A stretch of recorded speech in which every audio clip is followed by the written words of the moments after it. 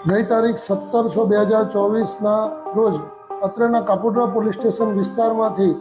એક અશોક લેલન્ડ કંપનીના ટેમ્પાની ચોરી થયેલાની ફરિયાદ હકીકત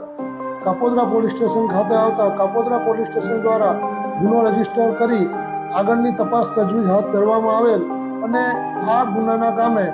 પોલીસ ઇન્સ્પેક્ટર શ્રી એમ.ડી. અવસુરા તથા સર્વેલન્સ પોલીસ